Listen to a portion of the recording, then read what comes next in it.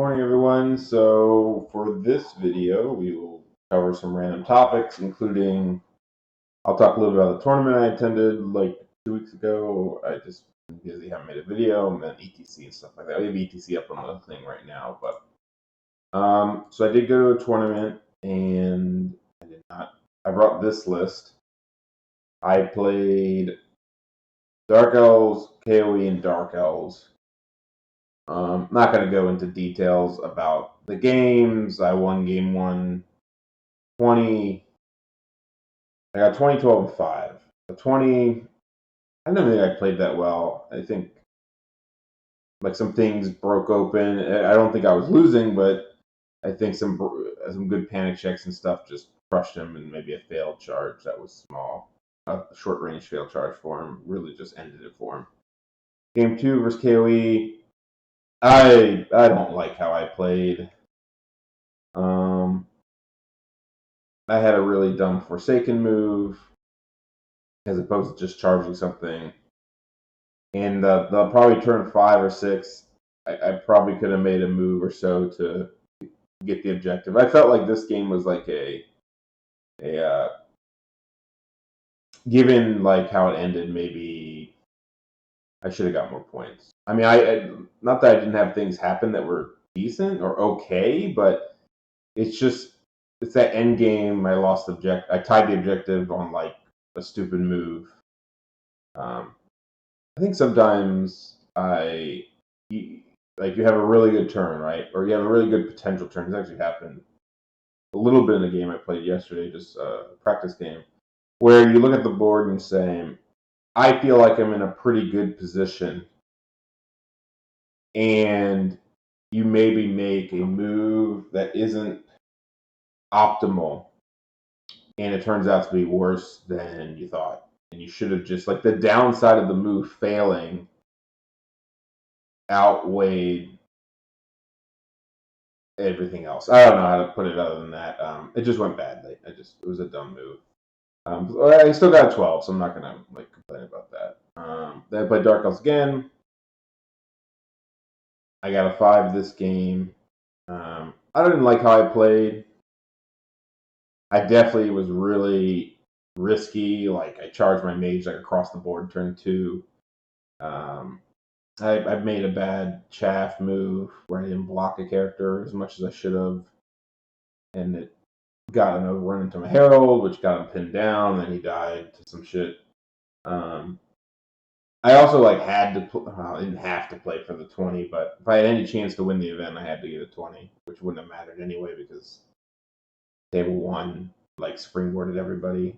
All in all, I mean, the list was fine. I probably wouldn't take it again.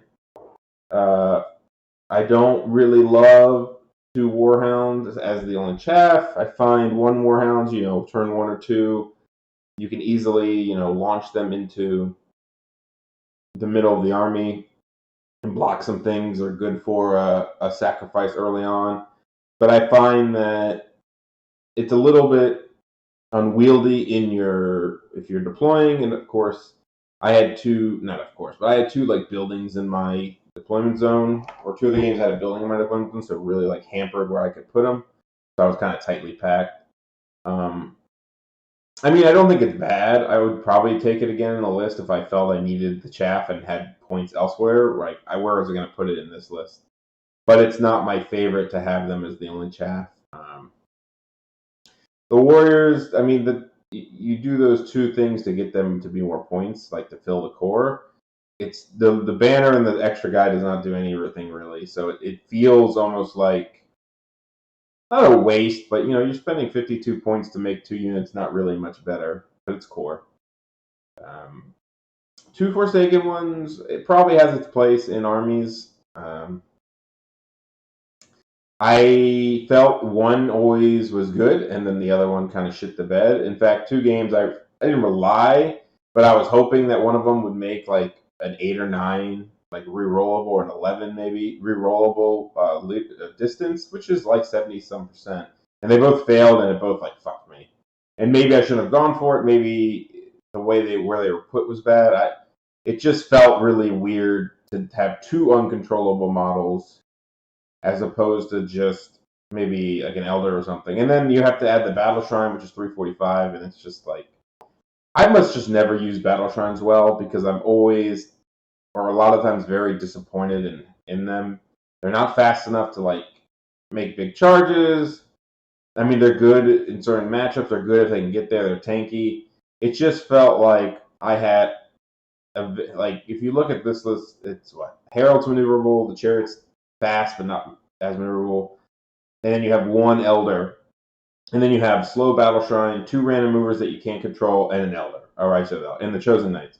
And the Chosen Knights, it's not really fair because, like, a lot of it also comes down to what I was playing against, right? I was playing against two Dark Elf armies, which is, Forsaken ones have places against Dark Elves, but they're one of the armies that can kill them fairly easily, whether it's shooting or in combat. Just a +1 to wound is just, it's just not that hard to kill them in a round or two, especially if they get some shooting wounds on them. It's not like demons with demons without shooting. It's just like they run free and they can be really annoying. It's just not the same. So it's probably an unfair assessment of them. The list probably could work, and I could probably make it work given other matchups. And I could probably play the same 3 people again and beat them. I did not like how I played some of the stuff, but I mean, it comes with time. I think, like, for example, I always like playing my Herald in the middle of the board for some of these armies, and there's really no reason other than the dogs, and he's probably better like running up the flank, especially when he has like fly and stomps and like taking the flank and then turning it. So it probably is an actual tactical error too. So that's a report. It was fun. I mean, it was good to play on the table. It really did motivate me to go buy some. What did I buy? I bought like metal movement trays and I'm magnetizing. I don't like having like big lips on my units. I think it's very hard to wheel. It gets kind of messy. I'm working on some other gaming aids that I think will really help. In fact, one of the gaming aids I want to make is just a couple proxy bases that have like a screw right in the, or like something in the, I'm going to use a screw because it's something, but like a rod in the middle. And what I want to do is, like, if you're moving like an Elder 16 inches, it's very hard to measure that properly because he pivots at the end. And honestly, it's hard to perfectly pivot a model, especially like a Forsaken one when he has to pivot and move. So I'm going to make a couple things. One thing will be just 2 bases with screws in the center. So let's say I want to move an Elder 16 inches. I can mark him, put down a base, the screws in the center, and I can measure from that base to the other base where the center is clearly marked. And I know that I'm within 16 inches and I can just replace my Elder. As opposed to trying to pretend where I know where the middle of an Elder is and then measure it to a point on the table and then put my Elder there and then pivot it. It's not perfect. And I want to be a little more precise on that. And it won't take long. I mean, it's easier to measure that than anything. It's almost like you're playing with blank bases, except the Elder gets replaced at the end or the model gets replaced at the end. Just for viewing purposes. I also want to make something where you have, I know this is not that exciting to explain, where essentially imagine you have like a wooden, I wish you guys could see me, but you have a wooden base and then has a screw on it, and then you have another base that sits in it with a hole. So it sits on the screw and it can spin. And what I want to do with that is, like, for example, when a Forsaken one pivots or when any single model pivots, like a big Chariot base, you gain extra distance in a certain way. And also, especially for random movers, the straight line really matters because not only do you miss models and where it ends up. So instead of trying to pick up a model and pivot it perfectly, you sit it there, you put you have the base sitting where he is with the screw, you have another base on top, and you can turn that base and you can see all, to keep the center. So I want to do that as well. So just some gaming aids to play in person more, get some more measuring sticks, become a little more cleaner. Not only for myself, I actually think I try to be clean, but I mean other people. You have to really be on other people to be clean as well. So this list it's fine. I won't play it again anytime soon. I don't really like shrines. I feel like they're not my favorite unit. I never cast a spell. The channel, sure, it's great, but I don't know. It wasn't my thing. So that's that. I have a tournament coming up in 2 weeks as a team event, 2 days, so 5 games. I will talk about my team's list after I submit it. So the submission is today or tomorrow. So I do have a list I'm going to play. I don't really want to talk about it right now just because I do know the people who play against me, watch my videos, and while I'm not paranoid enough to say that they're going to 100% try to counter me, I might as well not show my hand now. You guys know roughly what I play, and I talk about a lot of my ideas, so it's not like anything special there. Where's the list I just had? So I wanted to show you guys a list, and I do not know which one it is. This one? Yeah, this is the list. Okay. We'll come back to this list. This is not the list I'm playing, or is it? Maybe I'm just outsmarting everybody. Let's talk about ETC real quick. Team pairings, the episode table 6. So actually, if you look at the leaderboard, Poland is really close to France, 4 points ahead only. Poland has to play down to Denmark because they played these top 3 already. Is it Germany versus Russia? Germany versus Russia. Germany has a chance of popping up. Of course, how did Germany do? They won. They got killed. They lost. Then they crushed. I mean, the thing with this ETC in general, not just, there's only 14 teams. I mean, some of these teams, this for Serbia is really bad. I mean, these teams are not that good, and you have some decent ones, and you have some really good ones. So it's very likely you go down, then you bounce back up, because if you play like Serbia, Slovenia, Montenegro, you should, if you're a good team, get like 95 plus. But at the top, it's interesting because I would have thought Poland would crush this event after beating Switzerland, but they had a good round versus Swiss. They crushed Argentina, which they won and played down to a team that lost. So there's only 14 teams, so somebody has to play down. Then they crushed Spain, but I was surprised. France did a good job. I was more surprised that the France Russia mix actually took these guys to 77-83. So this is not over yet because France ended up crushing whoever they played. So yeah, I think Poland also has like 4 penalty points, which could come into play. Denmark has been performing well. I've been excited. Obviously, I have some friends on that team. So I think they could make waves. They can't win because even if they 100 them, that's only a 40-point difference. They'll make up the difference between Poland, but they won't make up the difference between like whoever wins this one. So they're playing spoiler right now. Russia versus Germany. We'll see. It actually is 2 of the top scoring people are going to be playing in the same thing. Thomas is doing well, scoring high as usual. I mean, he did play Arambe, who's really good, but he hasn't really played many good people because they haven't been on the top tables yet. He's avoided and Furion. So who's Furion played? I've heard some arguments about what happened here, but we're not going to go into that. Again, this tournament, I wouldn't read too. These are top players. Shiny always scores a lot. I respect this. This list is pretty cool. We might look at it.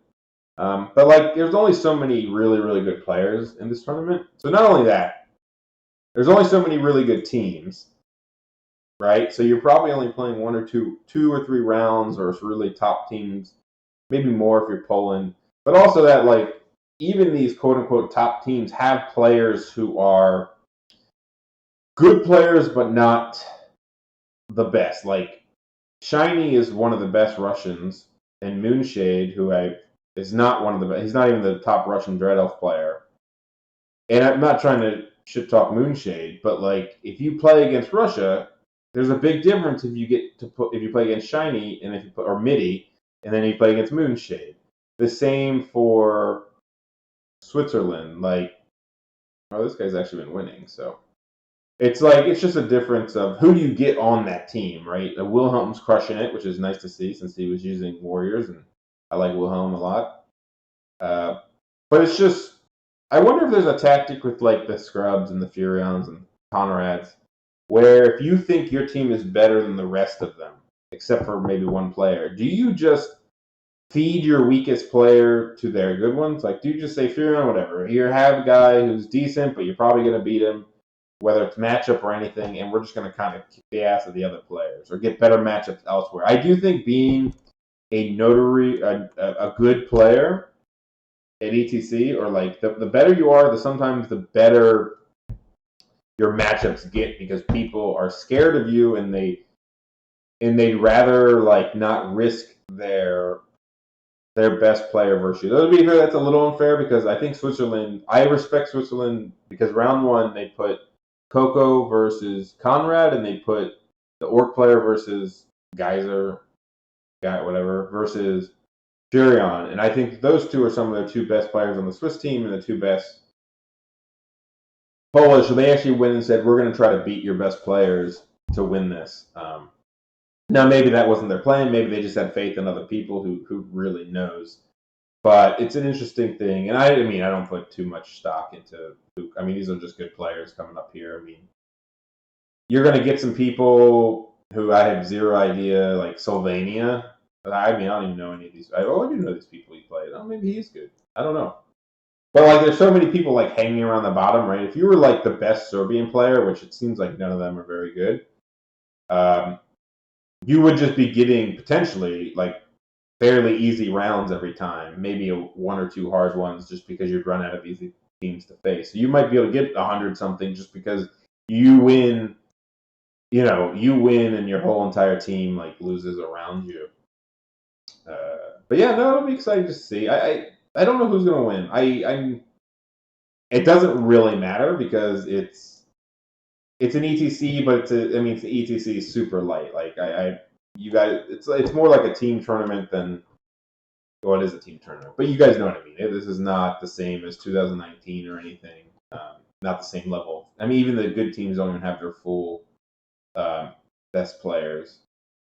But it's fun. It's been fun to watch. A little bit of FOMO watching it. Obviously, it's. I would have never traveled overseas right now during the pandemic and everything and all that stuff. And again, it's not a full-fledged ETC, so even if we went and did really well, it only a little asterisk.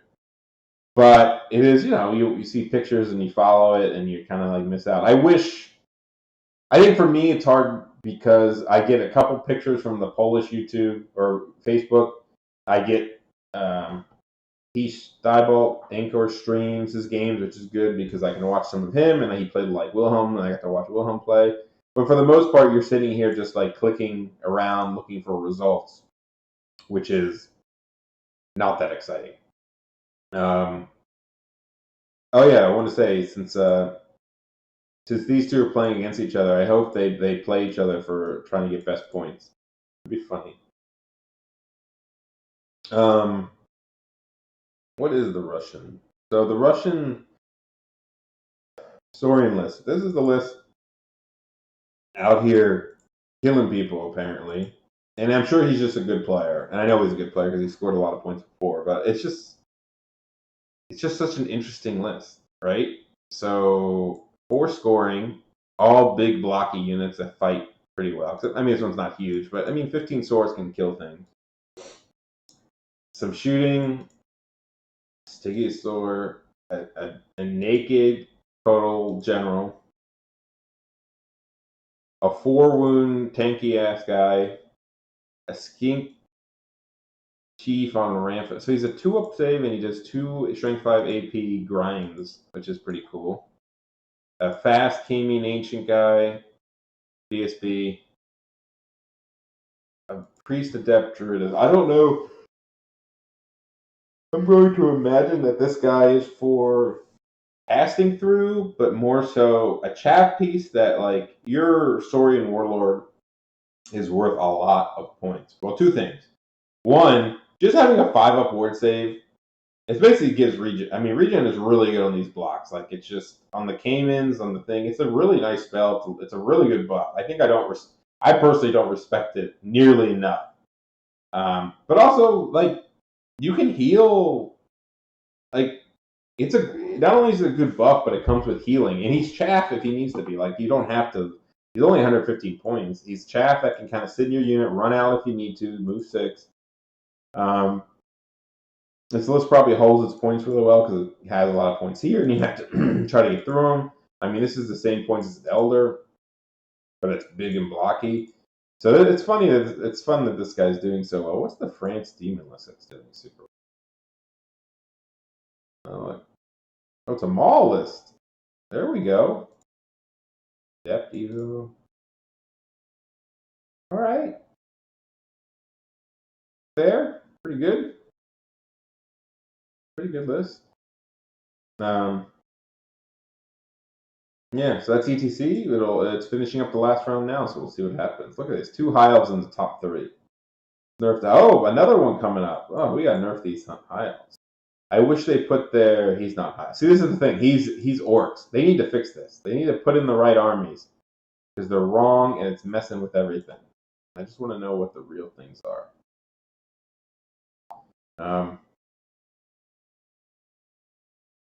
Yeah. Okay. What else are we gonna talk about? So I was talking to Bobo, who I know will listen to this, and we were talking about Warriors list, and he mentioned that he wanted to try a Hellmaul one day, and I was like, I haven't taken a Hellmaul in a while, right? No, 2, yeah. I haven't taken a Hellmaul in a while. What would be like? Could you take one in the list and still kind of play this aggressive style? And so this is the German ETC list, which is essentially a very shell of the same shit you've seen me play with this combo in some form. We've talked about this ad nauseum for now, but you can kind of say, this is where the Forsaken one was, and I had to put shields on these guys for that point. So this is where the Forsaken one was, and the question is, if you add a Forsaken one and change it for a Hellmaul, how does the list change? Does it get better? Does it get worse, right? Or just different? So in this list, you have a couple things that can't use the portal, the Elders mainly, and that's fine because they shouldn't be able to. But I don't know. It's one of those things where the Forsaken one's annoying, 100%, but so is the Hellmaul. Like, having portals, and I mean, great portal unit, pretty good for scoring and for just being annoying and getting them in the fight. Herald's always good, the portal, and the Sorcerer is fine if you want to. It's not a bad portal. But I think of it in kind of 2 ways. One is it's still an annoying model, and you don't have to rely on it 100%. It's still it's a non-Thunder Stomper. Technically, Gus isn't either, but he does grinds. Gus is going to kill a lot more things in a different way. Hellmaul's not there to just kill your shit, right? It's not. He's not. He can charge and help, but he's not. That's not his job. But he is a big monster that's annoying, and people tend to try to deal with it. But at the same time, you now have portals across the board that just make it much harder to play against, especially if you get like counter deployed. Like if you're going first, right? You can put your portal up. You can kind of see, you can kind of control. One, you can control the board with the portal a bit, and two, it's. I'm trying to think of it this way, right? Sometimes in Warhammer, a unit is like off in nowhere land because the enemy counter deployed you, or maybe one they counter deployed you, 2 they deployed away from you. Maybe they put a unit that's really good against your unit like right in front of you. Like they put your chosen knights are on the side and they deployed on the other flank, and now with the portal you have an opportunity, depending on how you play and in terms of to warp your unit like all the way back to the other side of the board and say, all right, it doesn't matter that I'm down like a real quote unquote fighting unit. I've now ported my unit to safety. It's just a layer of stuff where the value you get from moving your shit around, like you're just enhancing this stuff. And your elders are still doing your stuff. Your elders can protect your portals. Your elders can It's just there's sometimes like you get almost stuck. Like your units get stuck and you don't like where they're at, and then you can just portal away. So I actually think this list is pretty cool and actually probably pretty good. You're not losing much as far as, I mean, I could make an argument for the core being different. Like I could make an argument to try to maybe make it. I don't even know if you want a beefier unit. Like I think you have enough portable things. This is not. It's different than my Masters list, my U.S. Masters from like 2 years ago. I had a flying guy and a big greed block, but it's kind of the same idea where if you take it like if the Helmwall probably shouldn't die turn one, but people tend to focus on it. I don't know. I think this list is not bad. I want to try it one day. I'm not going to take it to tournament, but I do want to try like throwing just a Helmwall in because he fits that Forsaken one slot and seeing if you have enough portable stuff like around him. Does he get his value back? Does he add that layer of annoyance? If you do need to run away, if you do need to, if you need to get out of trouble, that happens a lot too, right? Like you go and you get chapped, or your guys are on the flank and they do their job, and now they're so far away from the battle or the objective, and now you can just like teleport to the objective or something. Especially if you're playing, breakthroughs, or it's just really good for objective control. Period. Secure. I mean, secure is a big one, right? I'll give you we'll give you an extreme example, right? You're playing secure. Yeah, there's 2 points, and let's say they're on the opposite sides of the board. And the way you deploy, let's say you kind of split your forces a little bit, whatever. And your opponent says, I'm going to give you one of them, and we'll say the one with the Chosen Knights and a war unit. I'm going to give you that one and fight for the other one. Well, if you have portals, depending on how things go, you have a chance to if they go, normally your Chosen Knights are going to take 4 or 5, 3 turns to get across the board to help come back to the other one. But for the portal, like on turn 2, you could just kind of get them back into position and say, all right, well, now I got that one. Yeah, I can come back. Or you can load up on one side, put a portal near the other one, and then have some play. It just gives you options turn 1, especially if you want to kind of go on one side of the board and start teleporting to the other and say, all right, I have a portal over there. If you send one unit, I'm going, I put a warrior unit and I put a portal. If you send most of your stuff there, maybe I give it up. Maybe I start teleporting my stuff over that way. If you don't send anything, I'll just take it with the warrior unit. If you only send a unit or 2, I can assess what I need to put over there to defend it. Maybe the herald goes through, and maybe the herald comes back out. It's interesting. I might try this list sometime. But yeah. Quick video, just talking about different things. I'll probably, I don't know, I'm not going to promise anything. I'll try to make some videos about different topics, especially when the team lists come out. I'll talk about that thought process. But I just wanted to get this out since I hadn't recorded one in a while, and thanks for listening.